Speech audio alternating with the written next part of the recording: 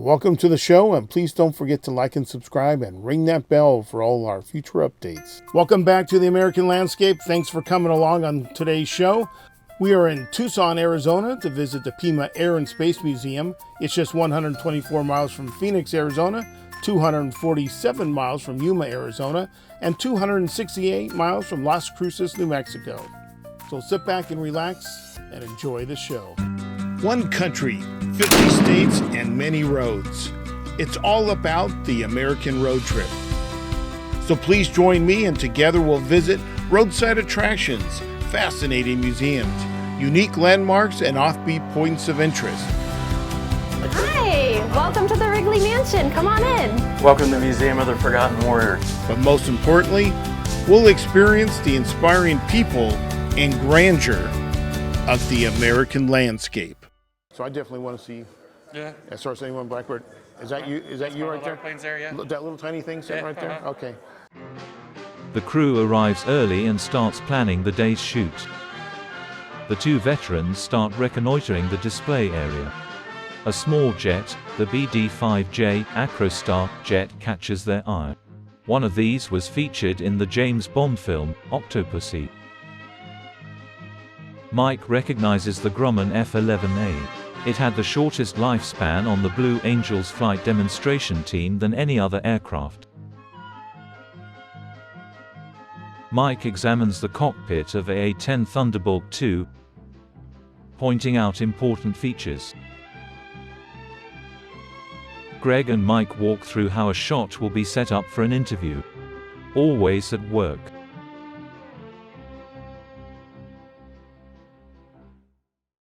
Brad? Hey. I'm Greg, and thanks for coming out. We'll skip the shaking hands. I know you were feeling a little under the weather, but I appreciate you really coming out and spending some time with us. Why don't you give us the official name of the museum, where we are, all that good stuff? Thanks for visiting us. We are in Tucson, Arizona. This is the Pima Air and Space Museum. We're the largest non-government funded air and space museum in the world, in the United States, in the world. So no taxpayer money here. Our revenue is all visitation and sales and things like that. So what makes you the largest? You got a big plot of land, or you got a lot of aircraft? We are lucky enough to have a good location here in Tucson, Arizona, where it's dry, so the aircraft can stay without rust. The frames last forever. And we are right across the street from Davis-Monthan Air Force Base, which is kind of what we grew out of, so to speak, back in the 60s. 50s and 60s, they would line their aircraft up on the fence line and people would come look at them. They called it Celebrity Row. Eventually, some of the leaders at Davis-Monthan Air Force Base were thinking we got to save some of these aircraft, these World War II aircraft that were getting scrapped. And so a nonprofit was formed, got a plot of land from the county, the Pima County, Pima Air and Space Museum. And we eventually were able to open in the 70s with about 50 aircraft. We've now added over 450 to the collection. Oh, that's crazy, wow. Over 400 on display. Yeah, great place to be. We're open every day except for Thanksgiving and Christmas. Okay. We're open from 9 to 5, last admission at 3. It's a huge place. You're walking in an 80-acre area, so 2 hours just isn't enough. So 3 is the last entry, but you could stay till 5. Oh. The plot of land is big enough that we're adding a second museum on in the near future. Really? We're going to have a military vehicle museum that you could visit separately, and then we also run the Titan Missile Museum about 30 minutes from here in Green Valley. Nice, nice. So it gets warm out in Tucson. It does, yeah. So you've got a large collection indoors, air conditioned, I'm sure, right? No? Oh, okay. It is hot in the summer. It is hot. So fair warning, be prepared, hydrate. Yes. Yes. Our busy season is definitely right about now. Early spring, late winter. But from fall to spring is when most people come. It's kind of a ghost town out here in the summer. It is hot in Tucson. Yeah, I bet. The indoor space is about 250,000 square feet, so it's too much to air condition realistically. Yeah, that's big. Especially when it's 110 outside. Yeah. So, but yeah, no, I mean, this is a great place to spend cooler seasons. We have tons of visitation come in just in general. and Pima Aero Space Museum is one of the attractions that gets people to come or keeps people occupied while they're here. I was talking about earlier, just gabbing, but it's such a big place that you really have a hard time getting it all done in one day, especially if you really like airplanes, because you're going to walk by each one and want to take some time. But it's just such a big space. There's 6 hangars, and like I said, about 80 acres outdoors to explore. And if you've got an affiliation for history or aviation, military, world history even, because so many of the planes aren't United States. We've got a large international collection as well. And then it covers all types of aviation too. So there's military, experimental, civil, commercial, you name it, we got it. So I did a little research on your website. You have some special aircraft, if I understand right. One that brought the Iranian hostages back, is that accurate? And what kind of aircraft is that? That's the Freedom 1 is the call sign. It's a VC-137B. It's what they used as an Air Force One. Ours retained the name Freedom One because it brought back POWs and the Iranian hostages. So that was an event that they were held for 444 days. It lasted 2 presidencies, and when they were finally released, they released to, I want to say, Germany, and then from Germany they flew Freedom 1 back to the United States. And then how does an aircraft like that, one, keep its provenance, someone remembers it's out there, it's important, and then it ended up here? Yeah, we're lucky to have it. The museum is also lucky to have partnerships with all the national museums, whether it's the Smithsonian or the National Air Force Museum, that one being on loan from the National Air Force Museum. They have one of the ones, one of the VC-137s that was titled the Freedom, or Air Force One. So they have that on display, decided they didn't need this one on display in their collection, though technically still part of their collection. They chose to display it here. And one of the reasons, again, is our proximity to the Air Force Base. That helps us as far as who gets to be selected for some of these aircraft. Yeah. But the partnerships, the fact that the weather's great out here, the fact that we get so many people that love aviation to come see us, that it's a worthwhile place to display. And we've got a whole bunch of aircraft like that where they're donated or on loan here because of the esteem of the collection. So one of your iconic aircraft, I guess, is the B-36, which is behind you. Absolutely. And you said there's only so many of these left, right? Yeah, I want to say there's 5 on display in the world. This is the last one built, so the last survivor. You mentioned iconic. That's definitely an iconic airplane, whether from movies or its role. This was built to carry a nuclear bomb to Moscow if need be, and luckily by prop. it holds to its name and was a peacemaker that never had to drop the bomb, but that's what it was built for. It's a 230-foot wingspan. It's the largest wingspan we've ever put into operation. Now I'm seeing the tram. The kid will go behind the camera in a second. You mentioned this when we were driving over to where we're at. This is an add-on, but well worth it, it sounds like. You get some tour-guided information? Correct, yeah. So a lot of space to cover on the ground, especially if it's hot outside. But the tram is a great way to see a great majority of the outdoor aircraft, which is about half the collection, and then kind of stroll around the hangars, which are a little bit closer together. But if you're going out into the outdoor aircraft area, tram's going to get you to see all of it. You'll get highlights of the really cool aircraft, like the B-36. That's why they stopped there for a little bit. Yeah, make sure the guy gets his tip. He timed that drive behind us perfectly. Yeah. But yeah, they'll give you the highlights. A lot of them have personal stories that they can talk to you about as well. And that's when you have this many aircraft at a place, it's hard not to find a personal connection with one of them, whether it's just something you've flown on commercially, like the 787 over there, or we have 747s back there as well we can go take a look at, or if military history, we've got everything from World War II to present day, with a Nighthawk just joining the collection, yet to be on display, but we're working on that.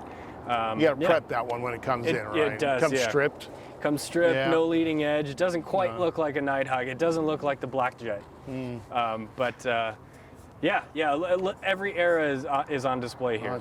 So I know you have is it a Guppy or a Super Guppy this year? We've got the first Super Guppy. Because I live in Huntington Beach, and we used to have to drive back to where we moved from in Hawthorne a lot. My parents all worked in aerospace, and at Long Beach Airport, it was always, it's right off the freeway, we're looking, is the Guppy here today? Because you would see it parked out on the tarmac or next to a hangar a lot. So when I found out it was here, I thought this was really cool to see that, because I guess it's a giant transport, right? It is, yeah, giant transport. The anecdote I love to tell about the Super Guppy is JFK promised that we would get to the moon by the end of the 60s, right? That was his goal, and it wouldn't have happened without the Super Guppy. They were building the parts in California, shipping them around the Panama Canal to Florida, where they were testing them, launching them during the Apollo program. So they built the Super Guppy in order to fit the stage 5, or the third stage of the Saturn V, and started flying it, which would save weeks per trip instead of shipping it around the canal. And they just wouldn't have gotten it done without that airplane. And it's a silly looking airplane. Ours has been retired and donated to the museum. NASA donated it after some time, and yeah, lucky to have it. And we just got Sophia, which we can go take a look at, another NASA donated plane, which was their airborne observatory. It was the first scientific tool to find water on the sunlit surface of the moon. Lots of used infrared telescopes to, study the chemistry of the universe, essentially. Wow. And, so that's another one that just joined us. Is that the 747? It is, yeah, 747 SP. It's the shortened version of that was one our cameraman was interested in. Oh yeah, we got to go check it. And of course, I know you got a SR-71. I was stationed at Beale, so I'm familiar with it. And the T-38 was I got to ride in, and KC-135s, U-2s. Nobody seems to have U-2s. They're still active, so no one's still getting in those. use. Yeah. But I think I heard you mention you have the largest collection of Harriers. We do. Yeah. There's I want to say 6 different versions of Harriers on display here, which we believe to be the largest variety of Harriers that you could see in one place in the world. Are they all the American variant or any of the British? It's both. It's both? Yeah. Oh, wow, that's cool. And I saw a Hustler over here. I see a few B-52s. I mean, it's just a little bit of everything out here. It's amazing how much there is. You'll have to crazy. think harder about what airplanes we don't have. So that might be this. What airplanes don't you have? I would love to have a U-2. That's a great example. Wouldn't it? That would be cool. I think, and that would really round out once we get the Nighthawk on display with the Blackbird and a U-2. I think that would just be an awesome thing to have in the mix. But there's a couple other that are in the collection that we don't have on display yet that I'm really excited about, like the P-38 for World War II history. Oh, wow. That'll eventually be on display. That's under restoration. And on the other side, BF-109 under restoration that'll eventually be on display. I heard a all right from our crew back here. Yeah. Pretty another iconic aircraft. So what would you like to show us next? We got to go see that Super Guppy since it's right behind us. And you mentioned that. Then we'll go check out some bombers and some, I don't know, maybe helicopters. We'll make our rounds. All right, cool. It's just so ugly and looks so unaerodynamic. Yes, it is one of those ones that makes you wonder, how did this fly? How things fly, sure. My God. You said that this whole thing hinges out. Yeah, you can see the hinge line on there, and that whole thing's going to turn to the side, and then they would, forklift everything up in there. Famously, in many uses over the course of the Super Guppies, plural, lifetime, but this one being used in the 60s for the Apollo program, famous for taking the Saturn V rocket stages. This is the B-29. It's kind of fun to walk underneath. There's a bomb under there you can see. The whole World War II strategy in the Pacific theater is based off this airplane, island hopping, so that we could eventually bomb Japanese homeland. Push into the big island, yeah. These are the racks they hung from? Yep. Oh, there's one right there, yeah. 8 bombs in each, 16 bombs in each bomb bay, 32 total per aircraft. But it's a really cool step forward as far as aircraft technology goes. It was the first bomber used in World War II with pressurized cabins. So you see the crawl space, this tube up on top here. Yeah. For that reason. It had remote control guns instead of the ball turret, so these were remote controlled. It was the first to use that technology. So yeah, this was quite a leap from like a 17 in Europe. Yeah. Wow. 32 combat missions, and then this aircraft was there on VJ Day when we did the show force flyover during the official surrender. Nice. That's that 3 dots and a dash stands for Morse code for V. Oh, nice. Nice little touch. Yeah. P-51 is a really cool story. Yeah, this one is made up of several airframes, so it's not a historically complete example of a P-51, but it's all P-51D parts that we put together to make this one. Since it doesn't have a single history, we painted it in the Bad Angel paint scheme, which is the story of Lieutenant Kurds. He saw a C-47 flying into Japanese-controlled airstrip. Well, the C-47 lost communications, was running out of fuel, so it had to land, thinking it was landing in a safe spot. If it had, everyone on board would have been tortured or killed. So Kurds took out the engines, and throughout his career, would end up being one of 3 American pilots to get the trifecta of access kills with aircraft on Nazi, Italian, and Japanese. They gave him an American flag kill marking for taking down the C-47. I was going to ask you about that, and then now I know what the other marking is, which is the Italian. That's the Italian. And then Kurds ended up marrying one of the nurses that was on board that he shot down. So, oh, really? So if being the hero. So he shot their engines out, and didn't they? They ditched on water. Oh, okay. And then everyone was eventually rescued on water. So okay. They probably thought, "What is this? What the hell? P-51 Mustang shooting us down for?" But he saved their lives. That's actually a great story. Yeah. That's a really great story. So as we're kind of coming to, I think, the end of our tour, we're back in the main building, right? And an aircraft I was stationed with, the SR-71, is here. It's probably my favorite aircraft. So what can you tell us about this part of the Air Museum? Yeah, it's a little bit of a reconnaissance section of the Air Museum right here. So if you look around, you'll see different, maybe legacy jets that flew reconnaissance, some drones, the Quiet Star that flew for Vietnam. But yeah, highlight definitely SR-71 Blackbird, which I think would be many people's favorite aircraft. And for good reason. There's a lot of cool technology that went into building this aircraft. For instance, it was made out of titanium alloys, which was a different material to use. And you know where we got most of that, correct, right? Yeah. So that's the fun story to tell. Yeah, we covertly purchased the titanium from the Soviet Union in order to spy on the Soviet Union with their titanium. Yeah. But yeah, underneath it here is the D-21 drone. It would go on a version of the Blackbird called the M21, D, daughter, M, mother. So this is an SR-71. It's not what you would put this on top of. It would look very similar. Yeah. So SR-71 Blackbird here. This is the oldest surviving Blackbird.